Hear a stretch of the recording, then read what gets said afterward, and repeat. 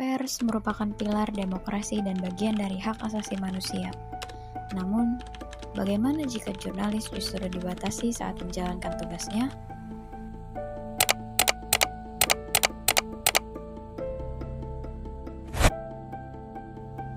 Baru-baru ini publik dihebohkan dengan adanya kontroversi serius ketika kartu identitas liputan Istana Presiden milik jurnalis CNN Indonesia Diana Valencia dicabut setelah ia mengajukan pertanyaan kepada Presiden Prabowo Subianto.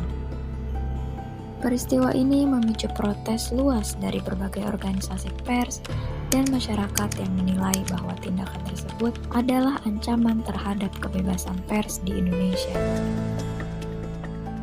Terima kasih ya. Bergizi gratis Pak Prabowo ada instruksi khusus nggak Pak untuk BGN Pak? Kenapa? Soal makan bergizi gratis ada instruksi khusus nggak Pak? Ya jadi begini, saya baru dari luar negeri 7 hari, saya monitor ada perkembangan itu.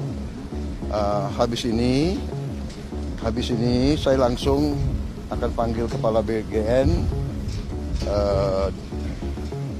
dengan beberapa pejabat, kita akan diskusikan. Kejadian bermula pada Sabtu 27 September 2025 di Bandar Udara Halim Perdana Kusuma, Jakarta. Setelah Presiden Prabowo kembali dari lawatan luar negeri, wartawan CNN Indonesia Diana Valencia mengajukan pertanyaan tentang kasus keracunan terkait program makan bergizi gratis atau MBG. Pertanyaan ini berkaitan langsung dengan isu publik yang tengah ramai diperbincangkan.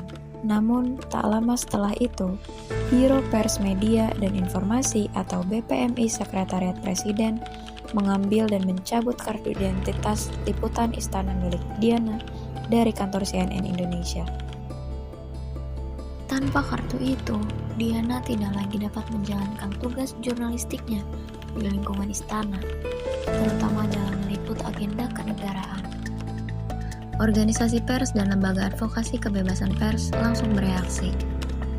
Aliansi Jurnalis Independen Jakarta mendesak Presiden Prabowo untuk mengevaluasi pejabat BPMI yang mencabut ID pers tersebut.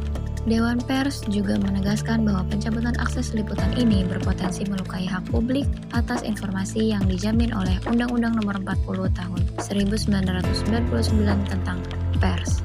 Mereka mendesak agar akses liputan wartawan CNN Indonesia yang dicabut segera dipulihkan dan meminta penjelasan dari pihak istana mengenai alasan pencabutan tersebut. Menariknya, kartu identitas jurnalis CNN Indonesia tersebut baru dikembalikan setelah kasus ini viral dan menuai kecaman dari aliansi jurnalis independen, Dewan Pers, serta organisasi masyarakat sipil lainnya. BPMI Istana kemudian menyampaikan permintaan maaf dan menyatakan komitmen agar kejadian serupa tidak terulang. Fakta ini menunjukkan bahwa pemulihan hak jurnalis tidak terjadi secara otomatis, melainkan dipicu oleh tekanan publik dan sorotan media.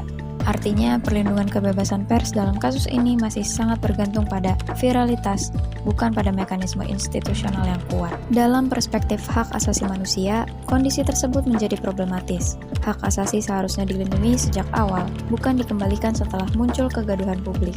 Jika sebuah hak baru dihormati setelah ramai diperbincangkan, maka kebebasan pers berisiko berubah menjadi hak yang bersifat kondisional.